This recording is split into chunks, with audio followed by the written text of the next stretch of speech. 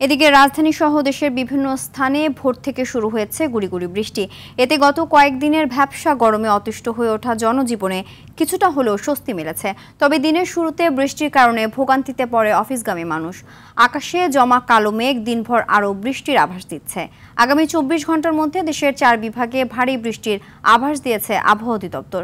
সকালে আগারগাঁওয়ে আবহাওয়াবিদ ডক্টর মোহাম্মদ বজলুর রশিদ জানান, মৌসুমি সক্রিয় প্রভাবে এই বৃষ্টিপাত হচ্ছে। এছাড়া বঙ্গোপসাগরে একটি লঘুচাপ সৃষ্টি হয়েছে।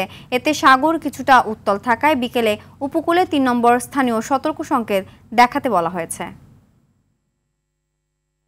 মধ্য পশ্চিম বঙ্গোপসাগর সংলগ্ন উত্তর পশ্চিম বঙ্গোপসাগরে এটা হয়তো আরও শক্তিশালী হয়ে এটা উড়িষ্যা অন্ধ্রের দিকেই চলে যাবে। এর প্রভাব তেমন পড়বে না, তবে সাগর কিছুটা উত্তাল থাকবে। সেক্ষেত্রে হয়তো সাগরে মাছ ধরা নৌকা ট্রলারকে হয়তো আজকে বিকাল বা রাতের ভিতরে এটাকে ৩ নম্বর স্থানীয় সংকেত দেখিয়ে যেতে বলা যেতে পারে।